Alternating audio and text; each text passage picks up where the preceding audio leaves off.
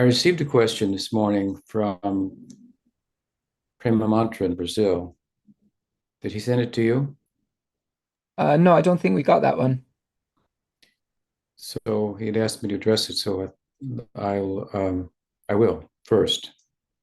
We'll just start with that. Um, Prema-mantra has been making some short videos of me saying different things with some B-roll in the background and so forth.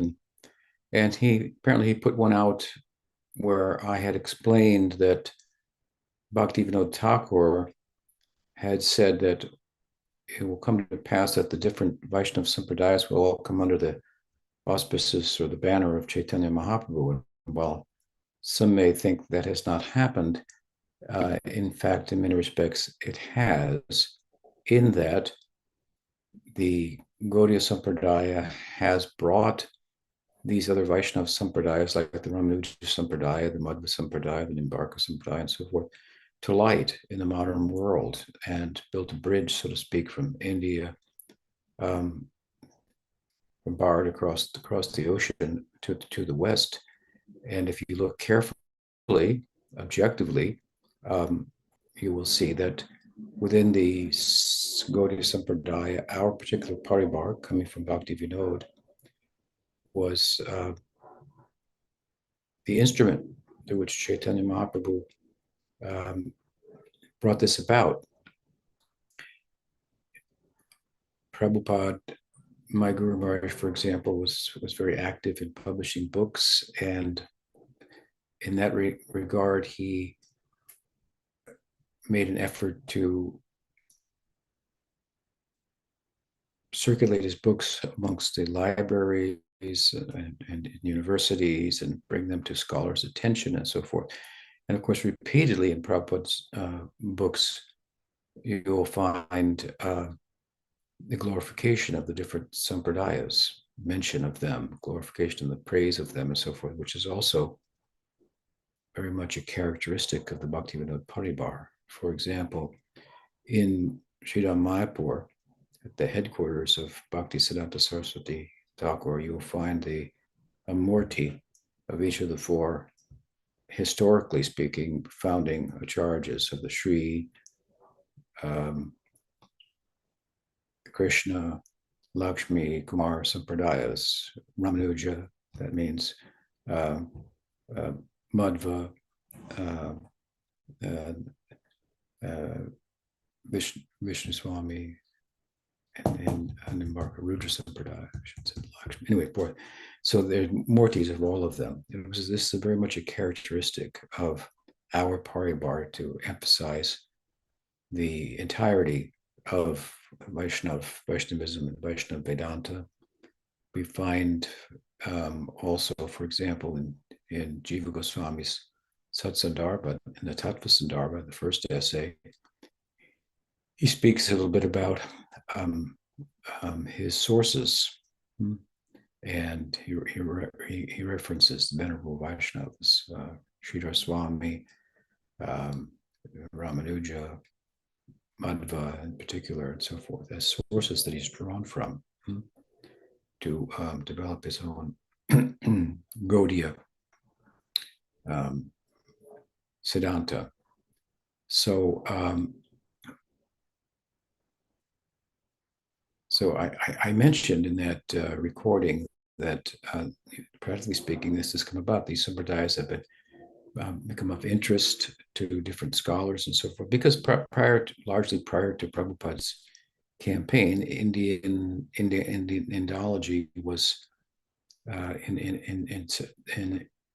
in Indology, it was largely thought that Hinduism culminates in Nirvishesh Brahman, Advaita perspective. So Advaita had Advaita philosophy, which is a non-theistic form of Vedanta, had precedence, prominence, and so forth. And the Vaishnava forms of Vedanta were relatively unknown, or comparatively unknown to today, where you find scholars exploring them, writing articles about them, and so on and so forth. So this has very much to do with the extraordinary campaign of our party bar within the sampradayas. So this is just factual.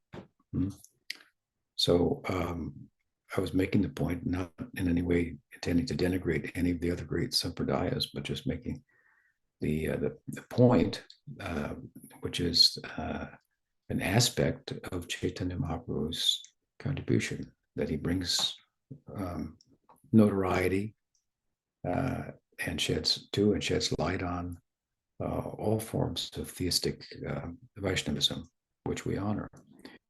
So anyway, some fellow, it was widely circulated and appreciated, but some fellow got on there and said, was with these Gaudiyas, they claim that Chaitanya is Krishna. He may be a saint, we accept that, but this is we can't accept that he's God, an avatar. It's a minor sampradaya, and they're always trying to push themselves as being the superior. And this is just another example of it, and so forth. And if we look carefully at their Sedanta, we can just tear it apart. It's full of apa-siddhanta. So he asked me to comment on it. So that's the background. And there are a number of points to raise. First of all, with regard to the divinity of Chaitanya Mahaprabhu, it is, I'm making an assumption here that I can't substantiate, but I'm assuming that the fellow is affiliated with the Ramanuja Sampradaya, which is probably the most prominent other Vaishnava Sampradaya in the world today, much more so than Madhva Sampradaya or the Nimbarka or the Vallabha Sampradaya. But regardless, in the Ramanuja Sampradaya, it is believed that Sri Ramanuja is an incarnation of Anantasesh, which makes him an avatar. Now, within the Ramanuja Sampradaya, there is no rigorous, if at all, scriptural support drawing, that is, on core texts of Vedanta, the Shruti, the Upanishads, or the Puranas, and so on, to substantiate that Ramanuja is an incarnation of Anantasesh, or an avatar.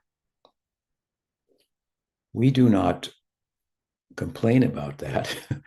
We do not insist, where's your evidence for the divinity of Ramanuja? We don't argue with them. We feel it's an element of their faith, and we accept it.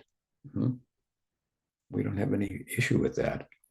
So why the argument that our founder, from our point of view, is an avatar, is so objectionable, when at the same time we, unlike the Ramanuja Sampradaya, have given a very vigorous and rigorous, I should say, scriptural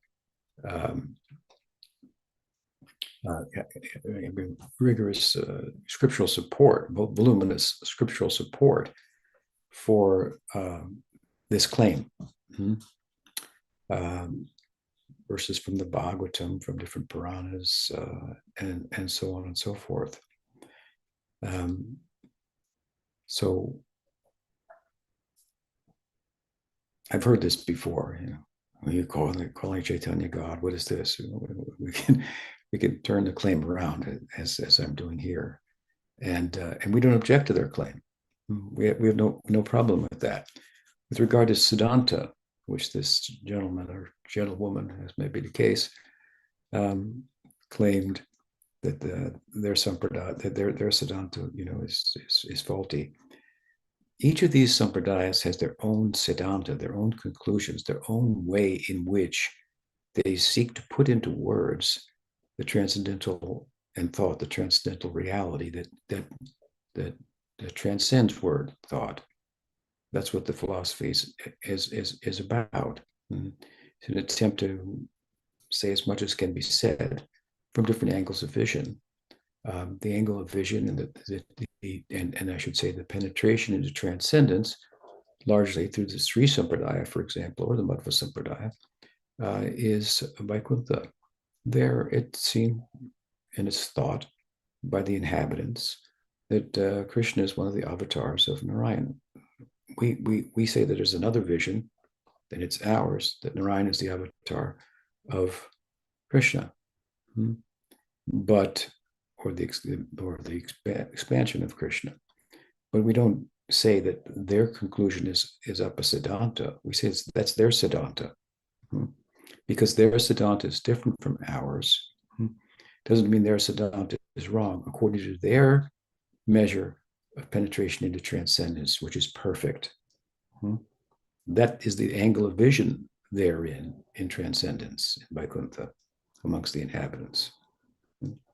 So they're not wrong, but there's more to this to be told of the story, if you will. So we don't evaluate other Vaishnava sampradayas in terms of our own siddhanta, and thereby conclude that their viewpoint is apa-siddhanta. We acknowledge it as a way of describing their transcendental and liberated and perfected experience. Given that transcendence is variegated in nature, there are different angles of vision there that are not necessarily wrong. So much for that claim, if you will. As far as the claim that the Gaudiya Sampradaya is just a minor Vaishnava Sampradaya, well, what who's the arbitrator here? Who determines what's minor and what's major? Shankar said there are 10 major Upanishads. Well, okay.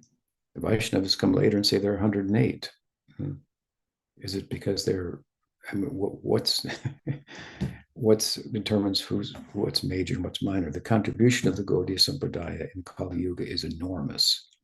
From the time of, particularly of Chaitanya Mahaprabhu, and then in the modern age, from the time of Bhaktivinoda Thakur, it's just overwhelming. It's enormous. What light, the measure of the light that it's shed on the virtues of Vaishnava Vedanta, and in doing so, while doing so, underscoring the different nuanced perspectives within Vaishnava Vedanta. So I don't know how you could call it a minor sampradaya in terms of the breadth of its circulation, its prominence in the world. Sure, it's much later than Ramanuja or Madhva, but that doesn't make it minor. Look at its contribution. And then, of course, it's to say that also that Chaitanya Mahaprabhu was not Krishna is probably to misunderstand who Krishna is from our perspective, and not be able to appreciate that particular angle of vision that we have from Goloka, is well supported, for example, in Krishna Sandarbha.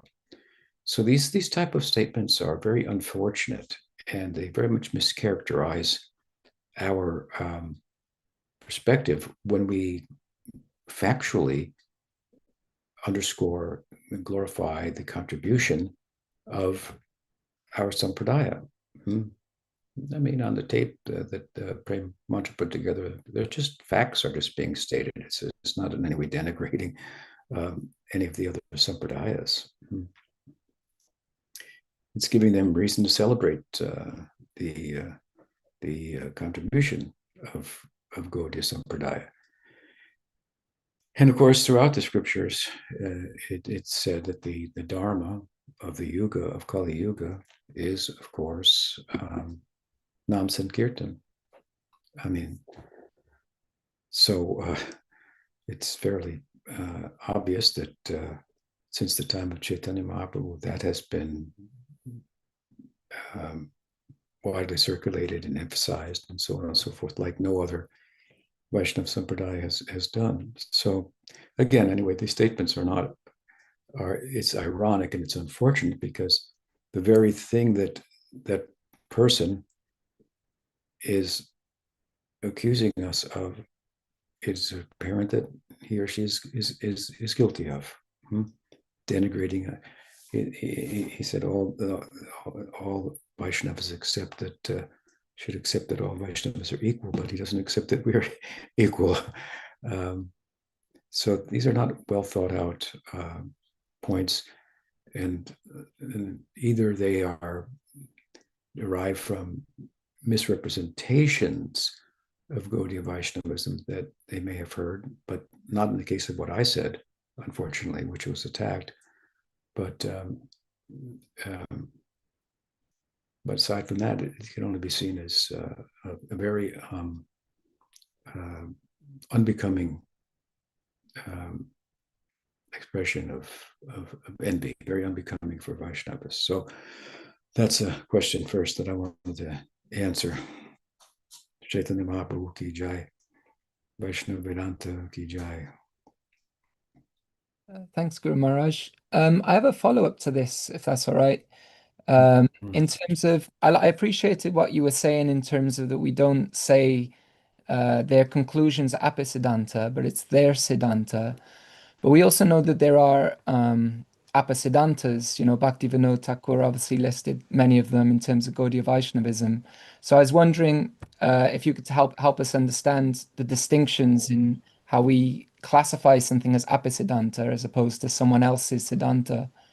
Well, the difference here is that you're referring to is that it's one thing that Ramanuja school, the Sri Sampradaya, well-established Sampradaya, has their Siddhanta, Madhva has their Siddhanta, Nimbarka has their Siddhanta. These are schools of Vaishnavism that have expressed their Siddhanta with commentaries on Vedanta Sutra and so forth. And we have ours, right? Ours is the Govinda Bhasha, and of course the Sandarbhas and so on and so forth. So what Bhaktivinoda Thakur is referring to is Siddhanta, so-called Siddhanta, that does not correspond or is in conflict with the Gaudiya Sampradaya that is expressed in the name of following Chaitanya Mahaprabhu. So those persons are not saying, we're a different Sampradaya over here from the Gaudiya. They're saying they are the Gaudiya. They are a representation of Chaitanya Mahaprabhu. We're saying that they're orthodox followers of Chaitanya Mahaprabhu, and they're heterodox followers of Chaitanya Mahaprabhu, whose Siddhanta differs from the Goswamis, Baladev Vibhushan, and so forth. That's the difference. Does that help? Yeah, wonderful. Thanks, Guru Maharaj. Okay. So the next question is from Mahabhav and Rasaraj. And they're asking if you can please talk on the Kama-gayatri. They've read from your classes that it is connected to the Gopala-gayatri and a form of Brahma-gayatri. But if you can explain more about the Kama-gayatри's meaning and the results from being chanted. Thank you. Well, yes.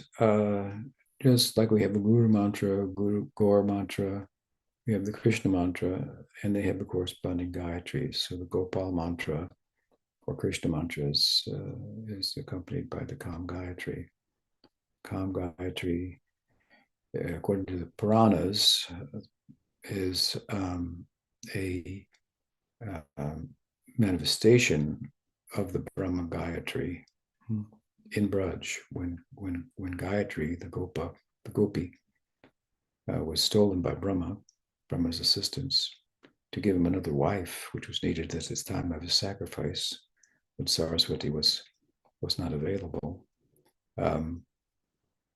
The Gopa people complained that Brahma had kidnapped one of their people for his wife.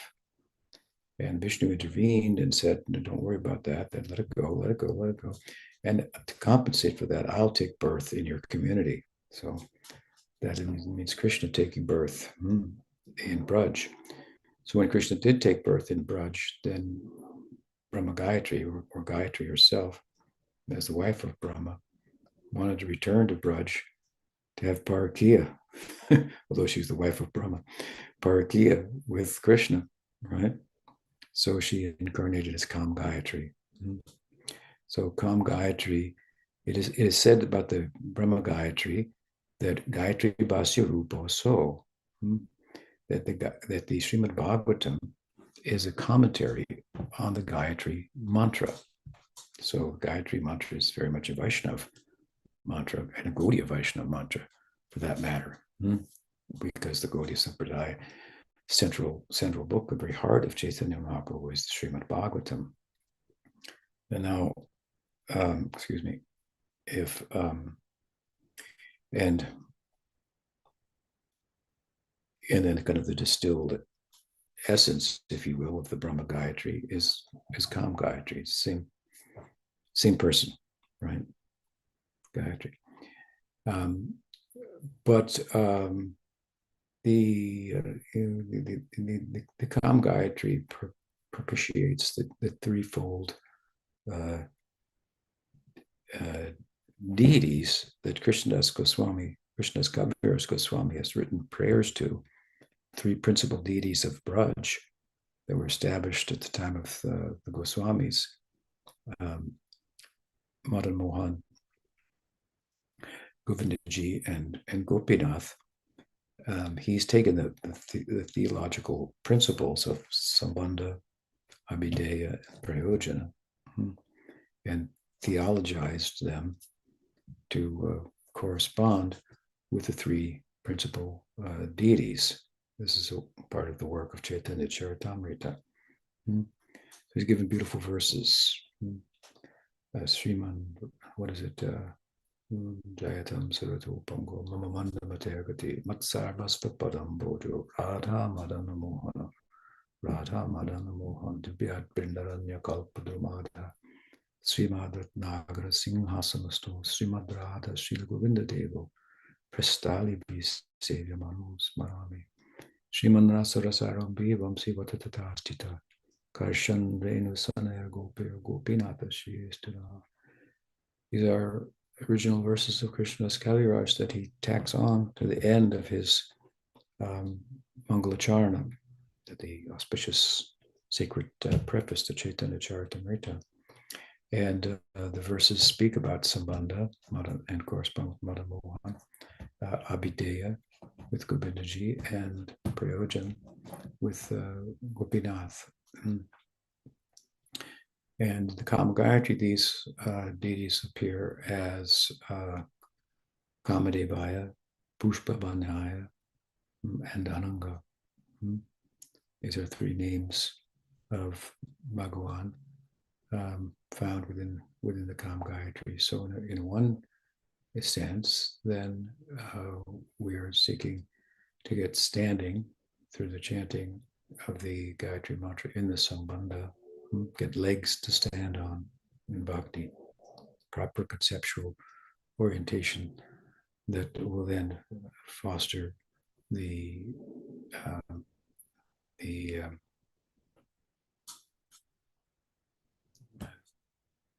Pushpa-banaya.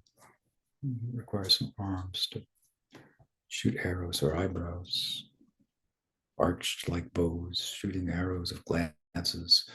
Much to be said about the flower arrows, if you will, of Govindaji, but here Govindaji represents we have legs to stand on and arms that we do things with. So legs to stand on the Sambandha, the arms that we do things are the execution of the angas of bhakti, and this results in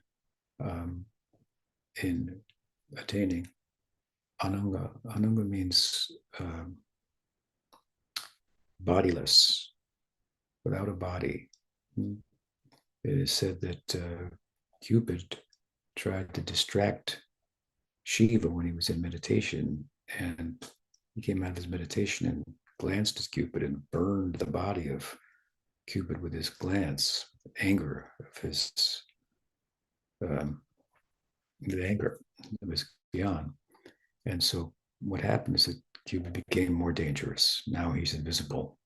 If he comes and he's visible, he has to hide. That's one thing. But if he's invisible, he's even more dangerous. So Gyan is not a way for doing away with Cupid. Could make the problem worse. But bhakti is the way. So Krishna is called the transcendental Cupid. Here, Ananga also means that that he who, under the influence of love, Madan Mohan on one end, and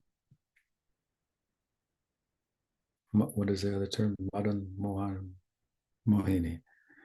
The bewildering of Madan Mohan, that is Ananga. He passes out, means he's then his body has fallen over, it's useless, it becomes useless. This is Ananga, Krishna. So at any rate, these three deities that theologically personify these three aspects of all the sacred texts are divided, as Mahaprabhu taught, into these three divisions.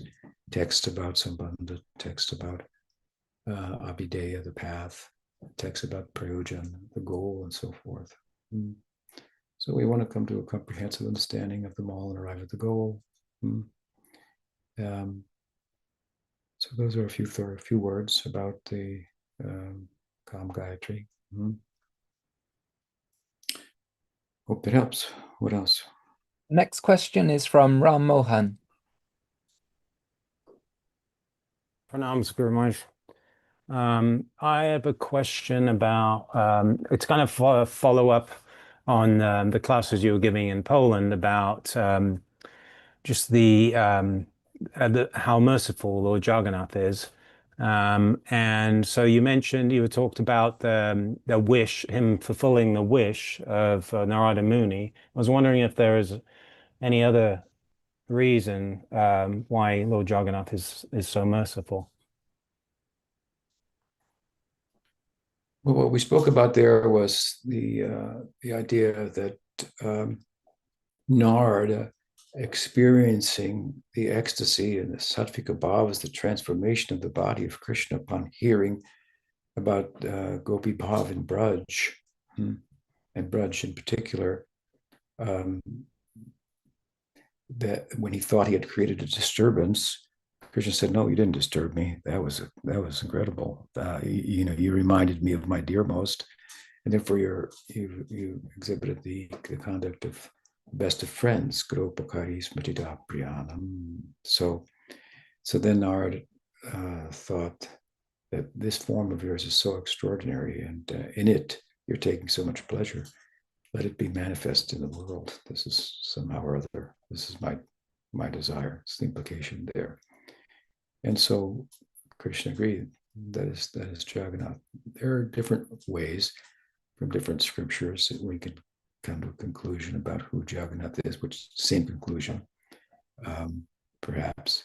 But this is a prominent Gaudiya way of explaining the ecstasy of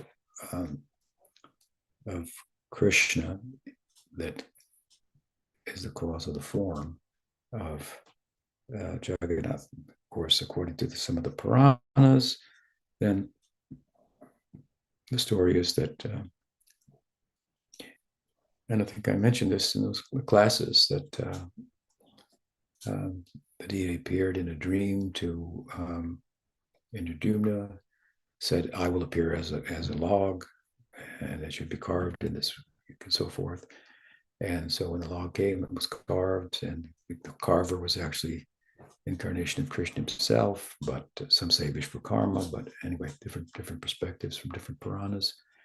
Said, if you lock me in here and don't disturb me until I'm finished, which will take about 21 days or something like that.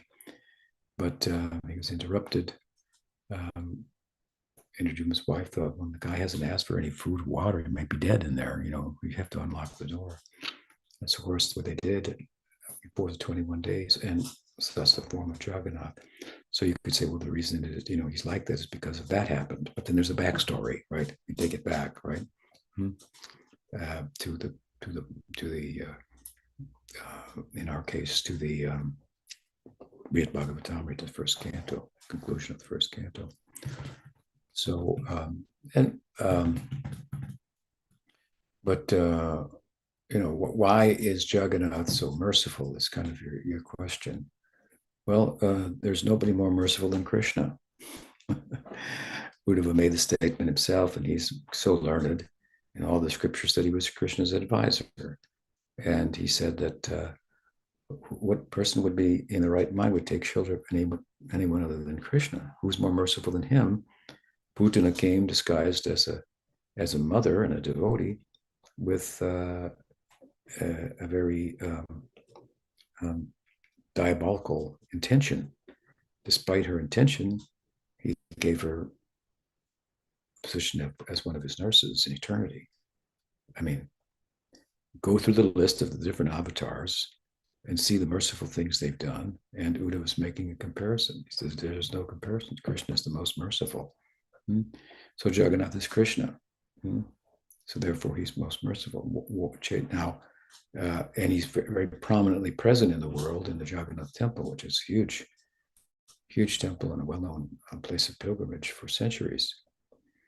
We say that Chaitanya Mahaprabhu was most merciful. I've said that probably just say that Jagannath is 80% merciful and Chaitanya Mahaprabhu 100%. And that reason, the difference is that Chaitanya Mahaprabhu moves around and Jagannath doesn't. He's still, except during the Ratha Yatra, of course, right? So, for example, for social religious reasons, Rupa Goswami, Sanatana Goswami could not enter the temple. And when they were in Puri, they stayed with Haridas Thakur, who also could not enter the temple. To see Jagannath, see the moving Jagannath, Chaitanya Mahaprabhu came every day after the Raj Bhog to give darshan to them at Haridas Thakur's residence. So Chaitanya Mahaprabhu 100%, Jagannath Dev 80%. Jagannath Swami Ki Jai. Hope that helps. The next question is from Purna Chandra in Bulgaria. And Purna Chandra says, I look at Krishna consciousness a little bit from a distance. I see other devotees as if they are with Krishna and I am looking from outside. I am happy for them and their happiness, but is this something normal or is it rather a mental problem? Well, that's how I used to think.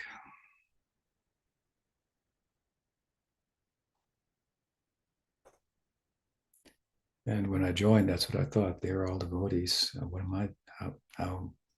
What can I do here?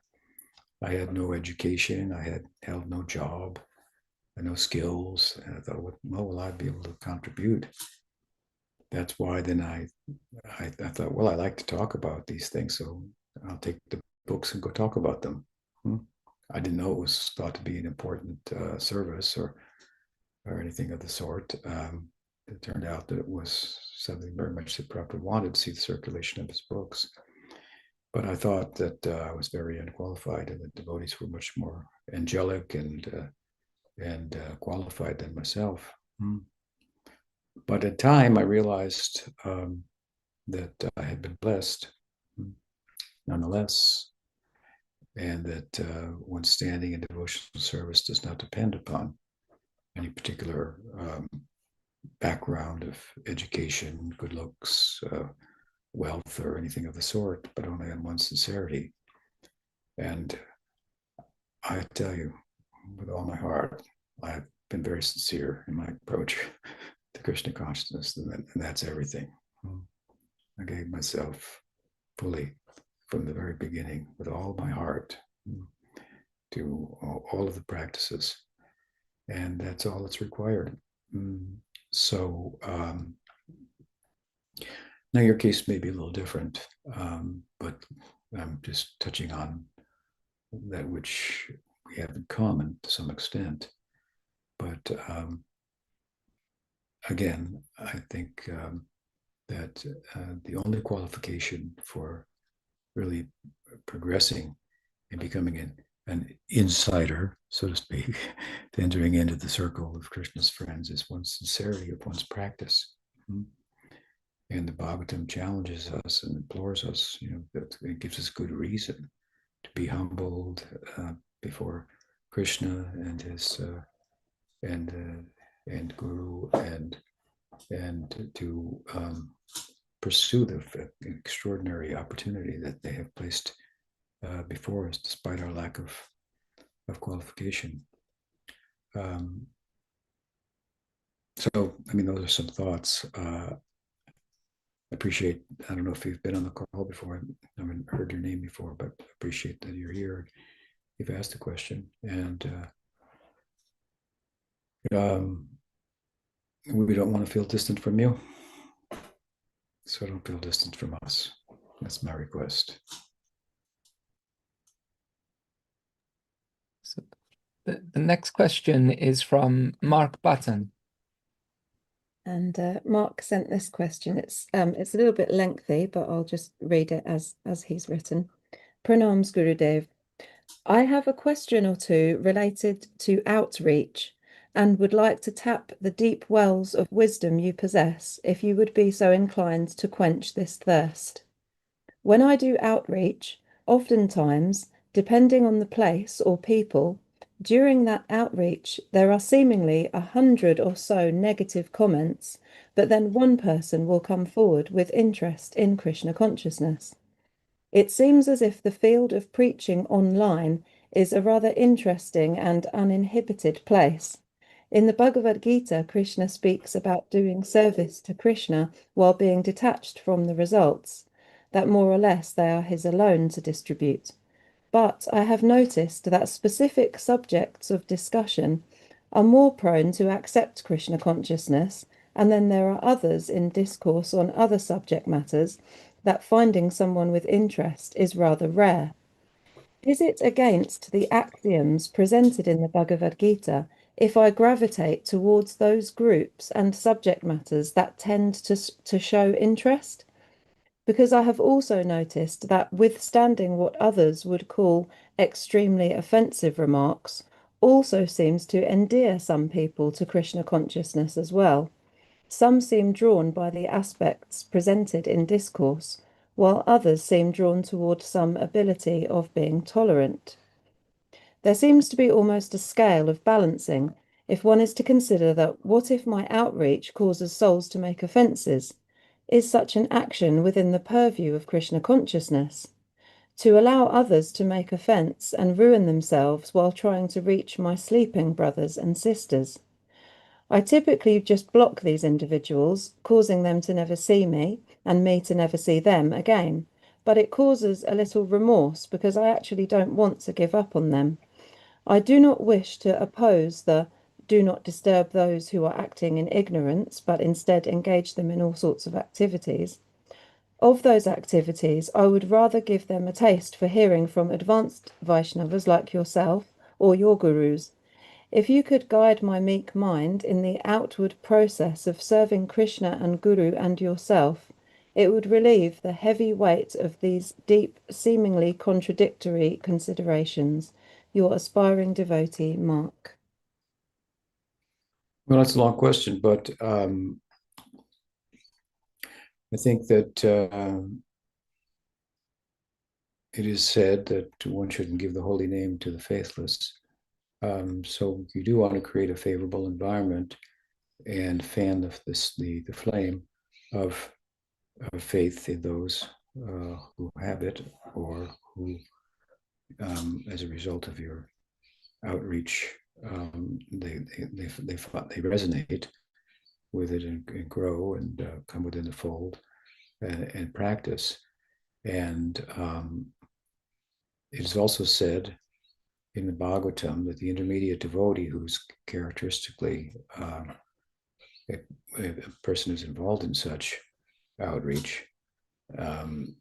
Now that's another thing. I'm not saying that you should consider yourself a Madhyamadikari, but the actual exercise of discrimination, which is required in sharing the teachings with others, is a function of an intermediate devotee in comparison to worship of the deity unto itself without that discrimination, that even without even the ability to discriminate between the Vaishnava and the deity, and the importance of the Vaishnava and so forth. This is characteristic of the neophyte.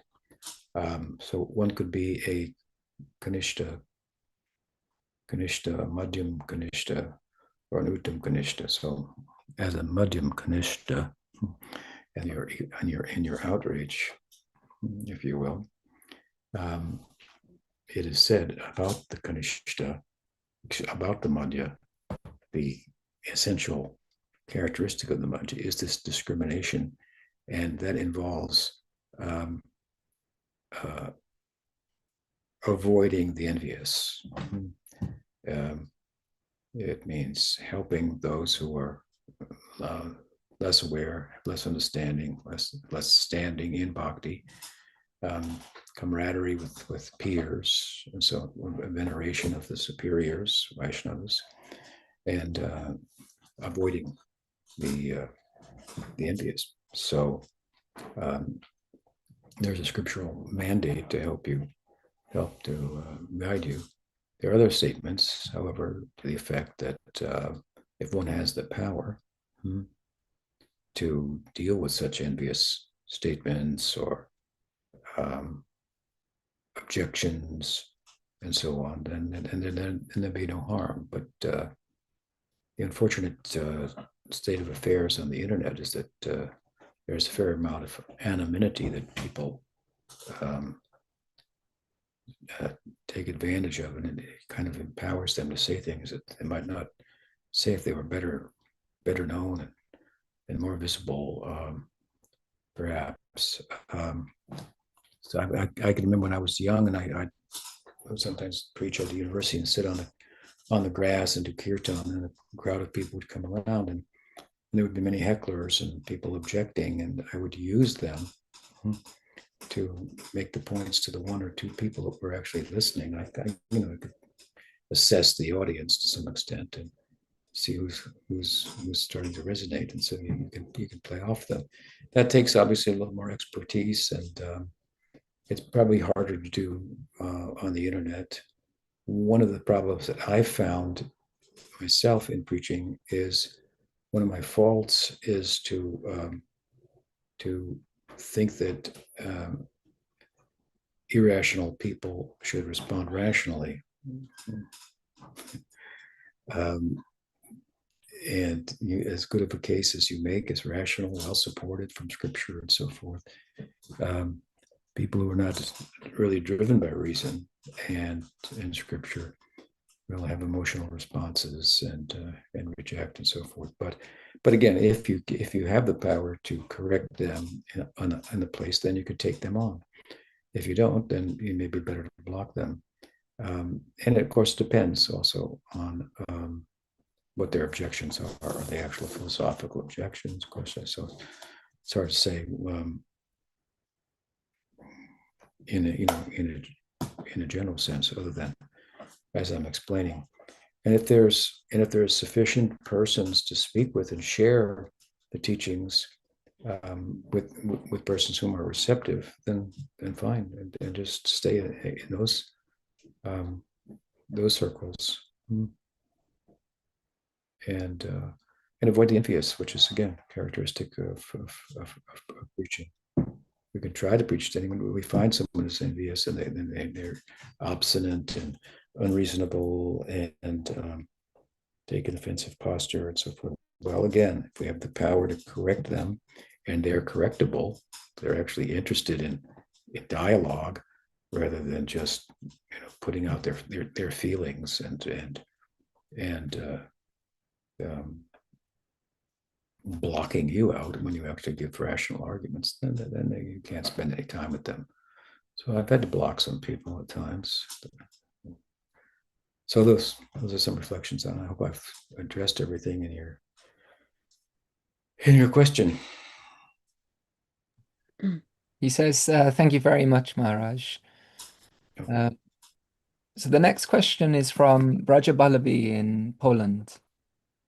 And she says, Radhe Radhe. I wanted to ask whether the instruction about deity worship during menstruation, which I heard from one of your disciples, is your instruction or her interpretation? She said that even during menstruation, a woman can serve the deities. Until now, I have always seen a different approach among devotees, so I would like to understand where this difference in instruction comes from. Thank you in advance for your guidance on this matter. Well, there's a couple of points. One of them is that there are two basic standards of worshiping the deities. One is the deity in the temple, the other the deity in your home. So the deities in your home, it is that Krishna's come as a guest, and guests should be treated nicely, but the guests also have to work around the devotee's schedule. So Sanatana Goswami addresses this in Hari Bhakti Vilas when he says, if the deity is in the home, then on Ekadasi, you have to offer him offering meals without grains because you have to eat. If you're living in the ashram, in the temple, you'll offer the deity grains on Ekadasi, and you will fast. But if you're at home, you got to go to work and so forth, and then you're not just sitting in a temple meditating on Ekadasi, chanting japa, and you have to eat. So then you offer non-grain. So there are different standards. So that may be one reason to reason about the issue that you've brought up, where there may be one standard for a temple, another standard for the home worship. And if we are to look at that, those two standards in the scripture, then it's reasonable to extend the latter standard, if you will, in consideration of the times in which we live, the circumstances, and so forth. So, for example, in times gone by, when a book like Hari Bhakti Vilas was written, there was a robust Vaishnava householder community. They would have maybe the Giriraj in their home, and so forth. And the standard of worship would be different from there than from in the temple. Still, it was likely that the husband did the puja and the wife did the cooking and the cleaning and so forth, because the roles were distinct in that way. But we don't live in a varnashram society, and it's not coming back anytime soon.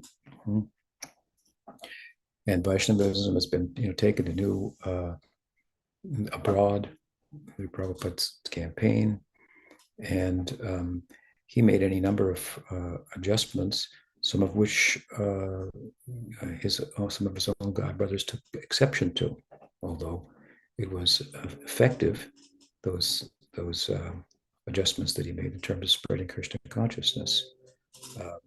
Prabhupada was criticized for having boys and girls dancing together in the temple as if it was some kind of a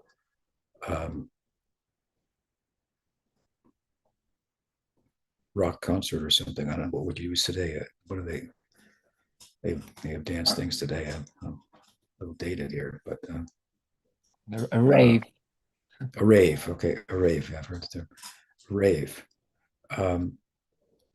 I should say that I have seen, unfortunately, online some dancing in the temples that kind of does look like a rave. And I don't think the Prabhupada would be very pleased. And it's called ecstatic. I think that's something that Prabhupada would not appreciate. But to characterize the boys and girls dancing in the temple as something illicit and morally decadent, as some of Prabhupada's godbrothers did, without even probably experiencing it, just from what they heard, is very, it's inaccurate. It's a pity, it's a shame that they would come to such conclusions.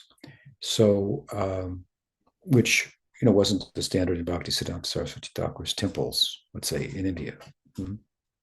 So Prabhupada made any number of adjustments, and so now you have a situation where you may have your Giriraj in your home, for example, or your deity, and the roles of the husband and the wife maybe less set in stone or different than they were in times in the past, and the woman maybe does the worship and the man goes off to work, let's say in the morning, or maybe vice versa. The woman goes off to work and the man stays home. But in case if it's the woman stays home, then who's going to do the puja on those days? Can the husband not go to work on those days? So these problems arise, and then they have to be dealt with dynamically and in time and circumstances. And then you have to look back at what is the impurity that is a concern. Well, obviously there's a physical impurity that during the woman's menstrual period, I guess that they bleed. And so I don't think that was dealt with in 500 years ago as comprehensively, if you will, as it is done today with medical, assistance and whatever that does away largely with the overt uncleanliness. Now you could speak about a lack of ritual purity and so forth, by which say the mind of the woman might be affected negatively. Now, so if that's the case, as a result of entering into the menstrual period, then the woman may defer not to participate because her mind is too disturbed. And I mean, I'm not a woman. I know if that happens, but I don't think that that's as much of a physiological issue or result as it was in the past. Women would just be sent someplace or whatever, locked in a room or whatever it was, even in Western society, in Europe and so forth. So things are different. Women go to work and they just kind of carry on like every other day, for all intents and purposes. So given that, I think there's room to make a concession for worshiping the deity during that period. There may be circumstances that warrant that, as I've explained. Obviously, I take some liberty there in making that statement, but I support it as I have. And Krishna has not chastised me for that. So,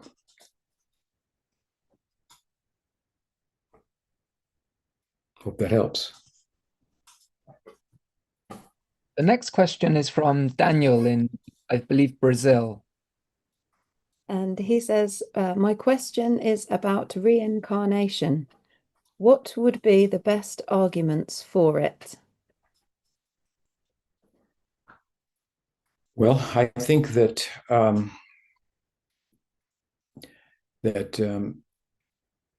in ancient India, there were, I think, 6 or 7 schools of philosophy that were prominent: Yoga, Siddhanta, Sankhya, Nyaya, and so on, Vaisheshik and so on, and Vedanta among them. And what we see in the modern times today is that out of all of them, really Vedanta has survived. The extent to which yoga has survived and remains viable is the extent to which it on the one hand, it connects with Vedanta to, I would say, more than the others. And of course, it's a physical exercise. But in terms of its philosophical content, yoga is popular, but it's the Yoga Sutras are not very well understood by people who are following yoga, or if they have any interest in it at all. But Vedanta is something that you can't be interested in without becoming philosophical. So it is, of the ancient schools of the East, the one school that has survived. Not only has it survived, but it's flourishing. An example of that is that in the scientific community, which presents any number of data and so forth that people then philosophize on the basis of, and have in modern times largely arrived at a materialistic philosophical perspective on the world, reductive materialism, that there's no mind, there's no consciousness, there's only physical things, therefore there's no life after death and so forth. The one place that the one philosophy in modern times that has drawn persons away from that, weaned them from that, caused them to be scientific materialistic heretics, leaving that paradigm, is Vedanta. Vedanta and, of course, Buddhism. And Buddhism arises out of Hinduism, and Buddhism also accepts reincarnation, as Hinduism does.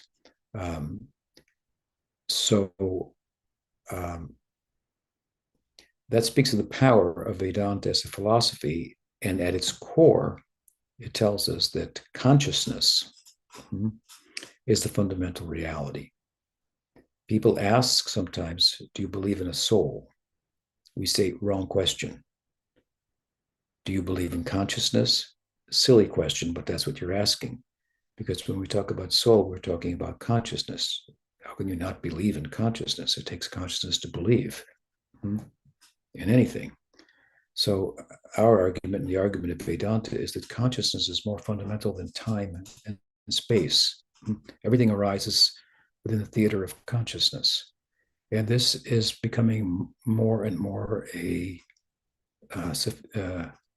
sophisticated argument, drawing on Vedanta, but giving examples in modern science and so forth, in physics and quantum and this and that. That is just the cusp of a change of paradigms, where materialism, reductive materialism, would be exposed for its foolishness.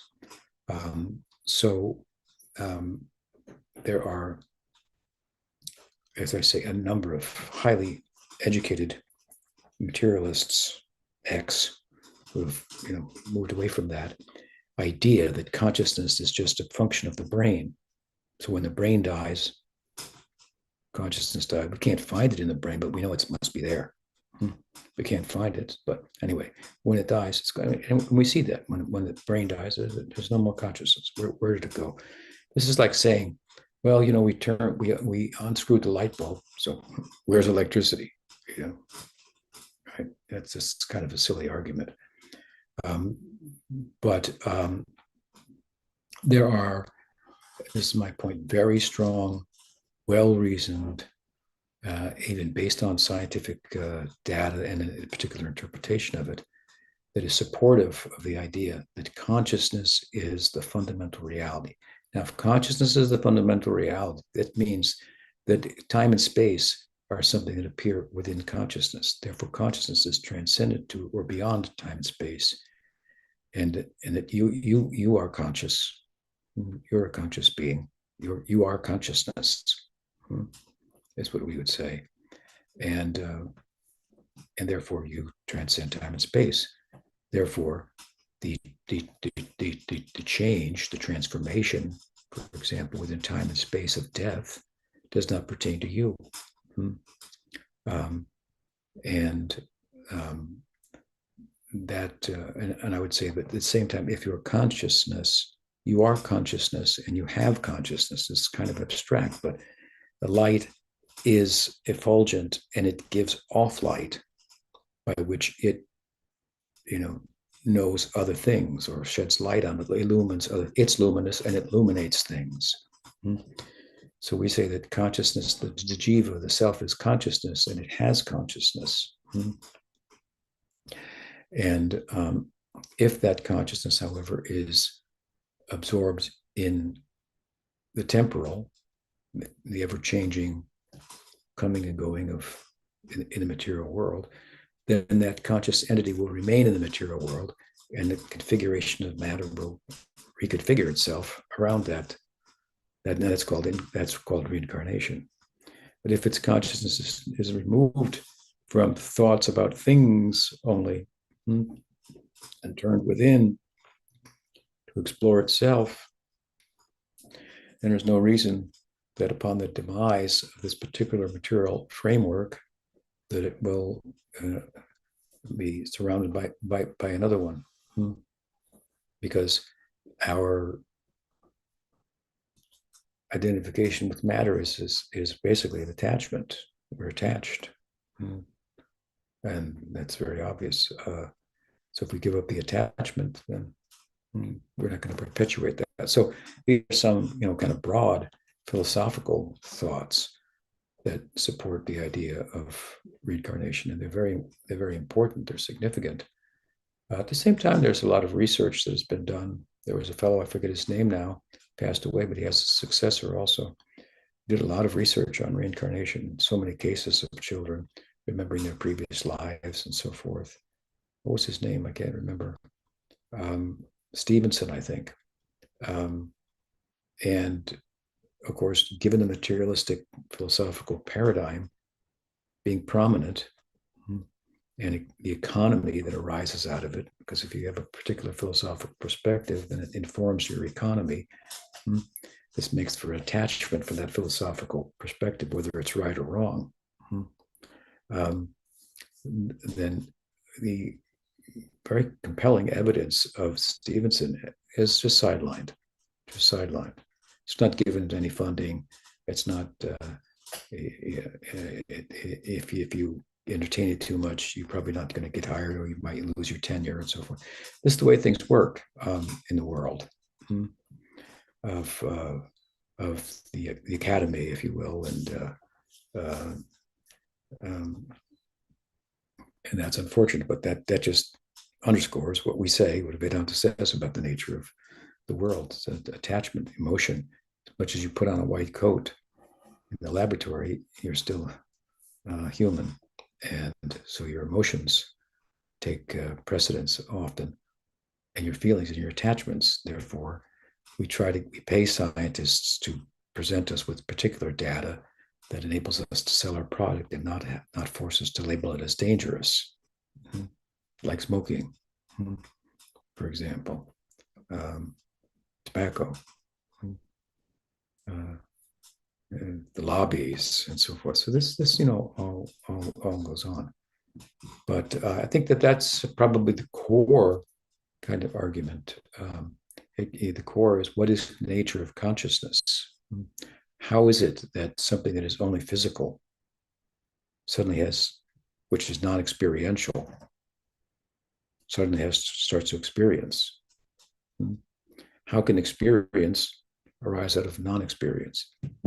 If you tap on your table, knock, knock, knock, it's not going to say, could you knock a little softer? It's not going to respond. There's no feeling there. There's no qualia. So where does the feeling come from? This is called the hard problem of consciousness. How does feeling come about? Where? And there's no answer. There's just no answer. Similarly, one of the big questions in science is, what is the biological basis for consciousness? Same idea. And the answer is wrong question. There is no biological basis for consciousness. Biology rises out of consciousness, not the consciousness arises out of biology. So this is our core argument. And it's a strong argument. And as I say, we're winning converts from the educated scientific philosophical community in the world, as they try to butt heads with these problems they have been for decades now, the so-called hard problem of consciousness, how to reduce feeling and experience to a non-experiential fundamental reality. You try to reduce everything. What is a table? Well, it's actually wood, which actually comes from a tree, and you're reducing it down, right? So you want to get to the fundamental reality at the bottom of things, right? So this is what reductive materialism does. It reduces things to find out the fundamental building blocks, the principles, what life's about at the bottom. Where is it all coming from, right?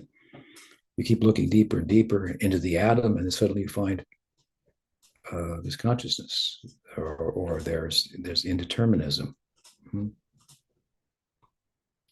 And so this is like, we want to close the book. Let's close that up. We shouldn't have looked in there. That's not working with our paradigm here.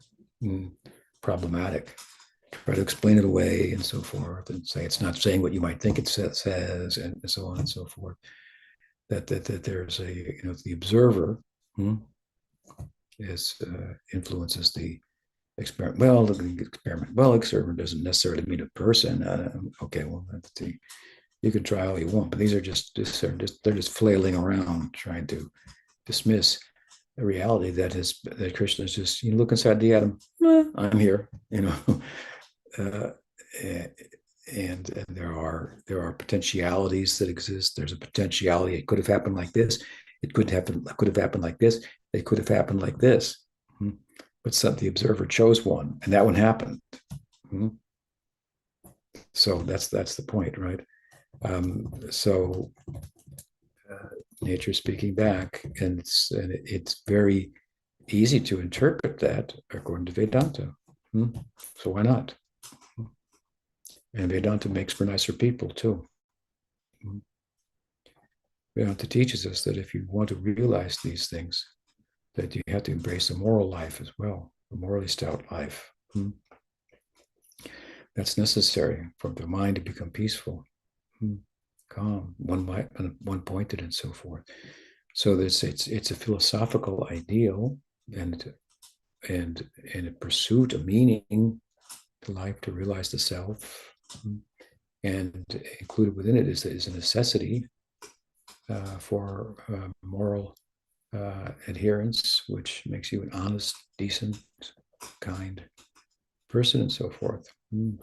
Pretty nice package, What's the objection? Does materialism, in and of itself, as a philosophy, mandate that one have good moral character? No, it doesn't at all, because you have a reason not to be concerned about it, because there are no consequences other than what immediately might happen if you got apprehended. But if you don't get caught, well, there's no long arm of the law that's invisible that's going to catch you, called karma, or anything of the sort.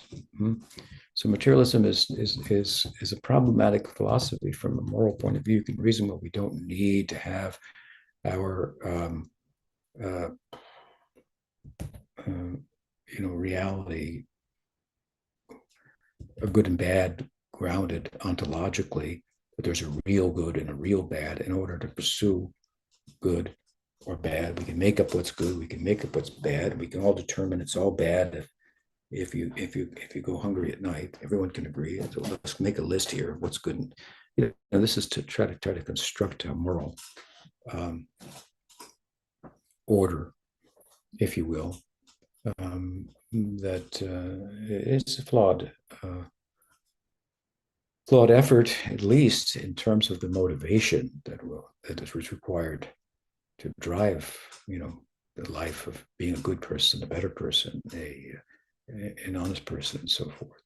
There's no more greater motive to do that than if the good and bad are grounded ontologically. There are real goods and real bads, and there are wrong and right ways of thinking about things too.